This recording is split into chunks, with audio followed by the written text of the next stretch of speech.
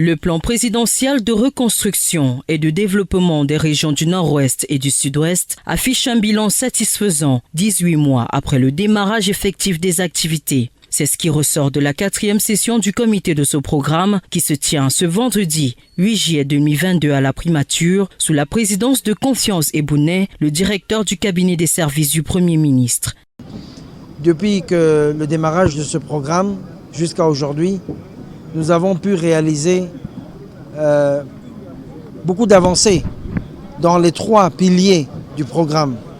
Il s'agit de la revitalisation de l'économie du Nord-Ouest et du Sud-Ouest, de l'accès aux services de base, notamment l'éducation et la santé, et de la consolidation de la cohésion sociale.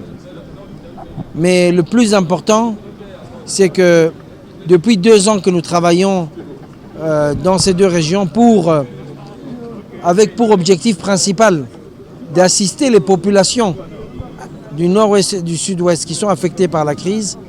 Nous voyons que ce programme est pertinent, ce programme fonctionne, ce programme soulage les populations qui sont affectées par la crise au Nord-Ouest et Sud-Ouest. Le plan présidentiel de reconstruction et de développement des régions du Nord-Ouest et du Sud-Ouest repose sur le concept de recovering.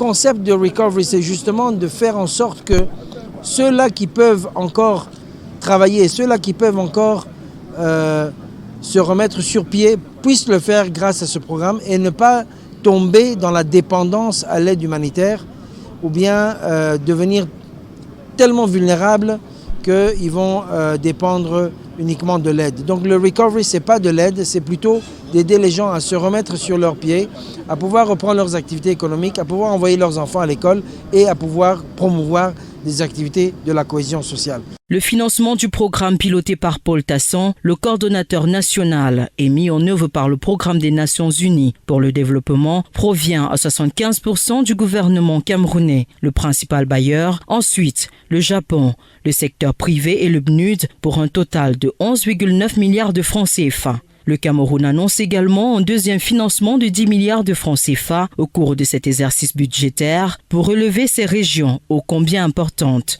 Le Nord-Ouest et le Sud-Ouest représentent entre 7 et 10% du PIB du Cameroun. Ce sont 2 régions très importantes, très productrices. Et donc le secteur privé comprend également qu'en contribuant à la reconstruction, en contribuant au développement de ces régions, c'est aussi les affaires, c'est aussi le business, c'est aussi l'industrialisation, l'agro-industrie, etc. qui peut reprendre dans les 2 régions. Le gouvernement réaffirme dans son engagement à mener à bien ce programme. Nous avons pris un engagement dès le début de mettre en œuvre ou de tout faire pour mettre en œuvre le plan présidentiel sans mettre en danger la vie d'un seul Camerounais. Surtout, il vous souvient, tout au début, la question récurrente était comment comptez-vous implémenter, exécuter un programme de reconstruction dans une zone de guerre où crépitaient les âmes et j'en passe. Et on disait, c'est possible, on peut le faire. On peut le faire à partir du moment où on n'inventait pas. On faisait plus ou moins le copier-coller de ce qui se fait ailleurs. Ces travaux connaissent la présence des membres du corps diplomatique, les membres du gouvernement, dont Laurent Serge Tondingwa, le ministre de l'Éducation de base et des partenaires au développement.